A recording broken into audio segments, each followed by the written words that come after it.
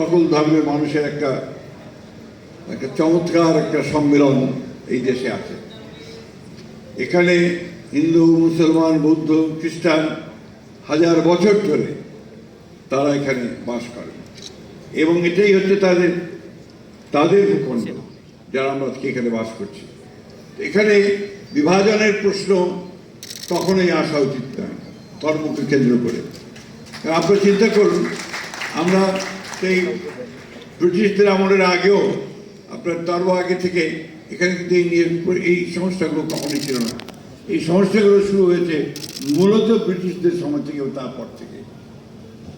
আমরা 1971 সালে যে স্বাধীনতা যুদ্ধ করেছি, সেই স্বাধীনতা যুদ্ধের যে মূল কথাটি ছিল, সেই কথাটি ছিল কিন্তু এখানে এই ভূখণ্ডে আমরা যারা বাস করি তাদের স্বাধীনতার জন্যে, তাদের মুক্তির জন্যে, তাদের অর্থনৈতিক মুক্তির জন্যে আমরা একটা স্বাধীন দেশ চাই, সার্বভৌম দেশ চাই, যে দেশে আমরা আমাদের মানুষগুলোর বিকাশ সাধন করতে সক্ষম হব।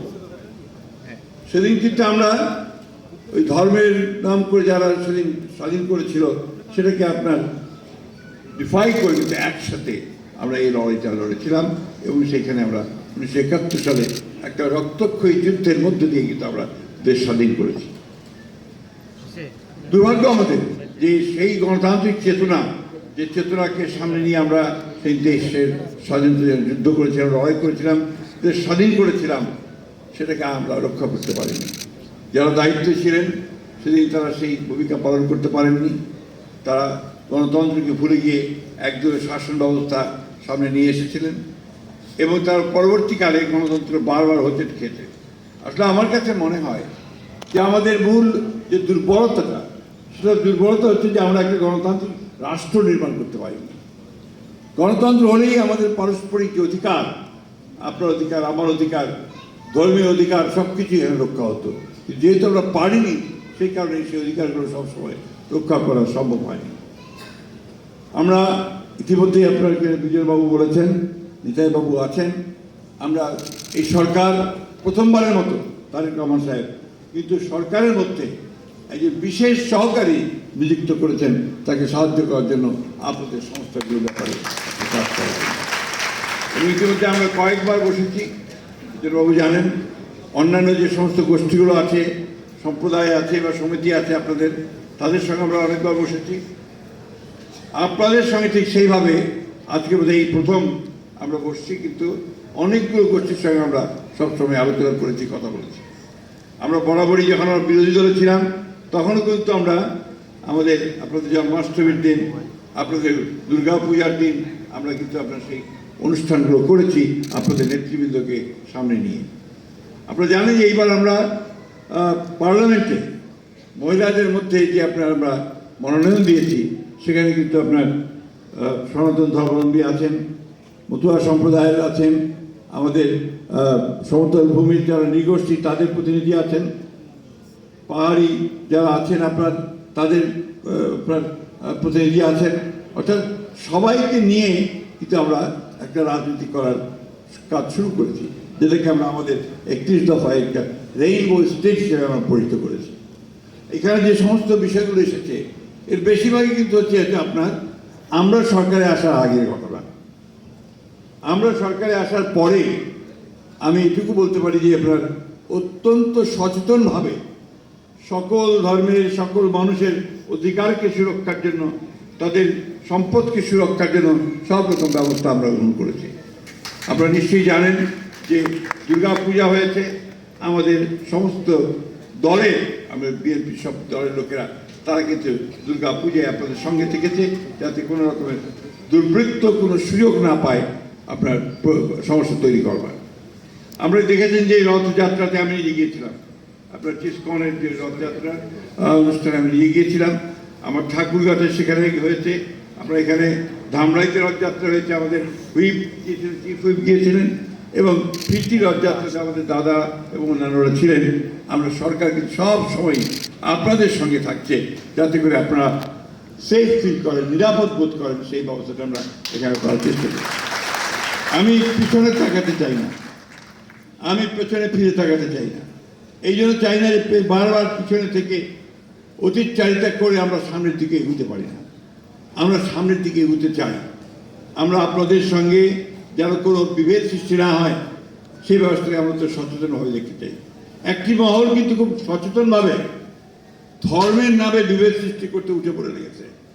আপনারা নিশ্চয়ই সেটা লক্ষ্য করছেন, নিশ্চয়ই সেটা দেখেছেন।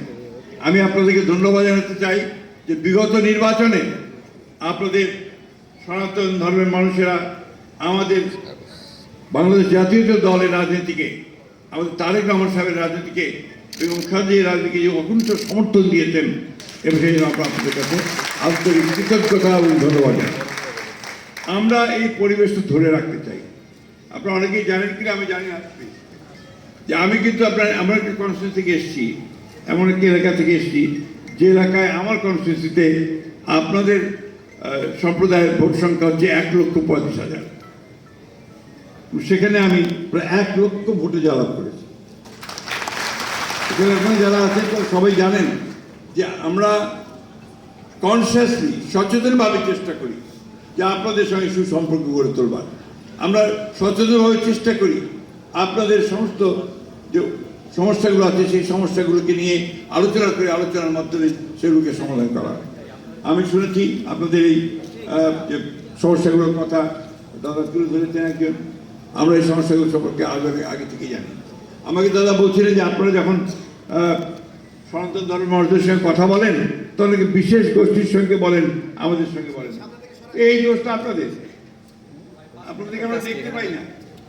যদি আপনারা নিশ্চয়ই এখন সামনে এসছেন, আরো সামনে আসেন, সামনে এসে সবসময় একটা জানান দিতে হয়। উপস্থিতি জানান না তো উপস্থিতি পাওয়া যায় না, তাই না? সেই আপনারা জানিয়েছেন, এরপর থেকে দেখবেন যে আমরা আপনাদেরকে অবশ্যই ডাকবো, আপনাদের নেতৃবৃন্দকে, সেই সমস্যাগুলো সমাধান করবো।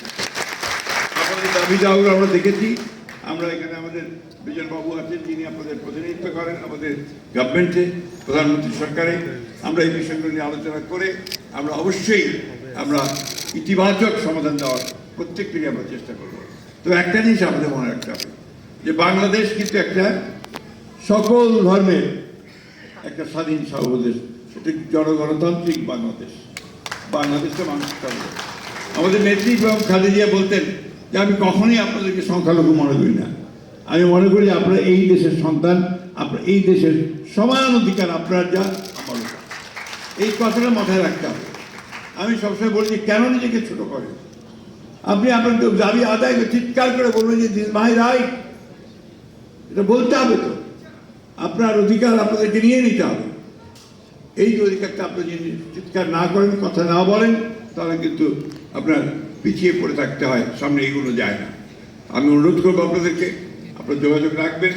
আমাকে যখনই দেখেছেন আপনারা, আমি কিন্তু তখনই এসেছি এবং সব সময় প্রতিটি অনুষ্ঠানে প্রতিদিন প্রয়োজনে আমি সামনে এসে দাঁড়াই, আমাদের সরকারও দাঁড়ায়।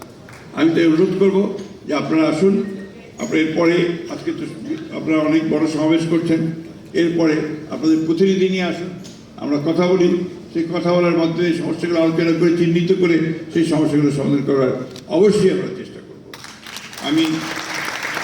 আমাকে এখানে আমন্ত্রণ জানিয়েছেন, সেই জন্য আমি আপনাদেরকে ধন্যবাদ জানাচ্ছি। একটা কথা আমি সবসময় মনে করি, নজরুল ইসলামের সেই কথাটা আমার মনে হয় সবসময় আর কি, যে আজকে অনেক আমাদের সমস্যা আছে, অনেক চ্যালেঞ্জ আছে, অনেক চড়াই উতরাই পার হতে হচ্ছে, একটা ক্রিটিক্যাল মোমেন্ট পার হতে হচ্ছে। 15 বছরে গণতন্ত্র ধ্বংস হয়ে গিয়েছিল, একটা ভয়াবহ পরিস্থিতির মধ্যে থেকে আমরা বেরিয়ে এসেছি। এখন একটা সুযোগ পেয়েছি আমরা যে গণতন্ত্রকে প্রাতিষ্ঠানিক রূপ দেয়। আসুন আমরা সেই চেষ্টাটা করি, এটা স্ট্রাইক দেয়।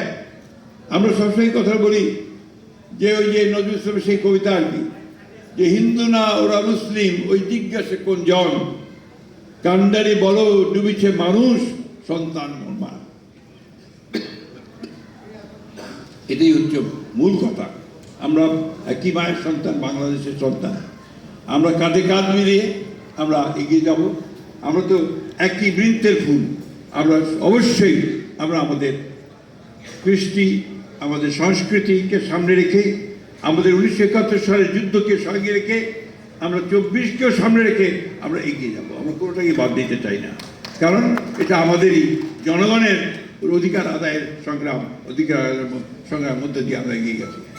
আমি সবসময় একটা কথা বলি, যারা ৭১কে ভুলে যেতে চায় ও ভুলিয়ে দিতে চায় তারা কখনো বাংলাদেশ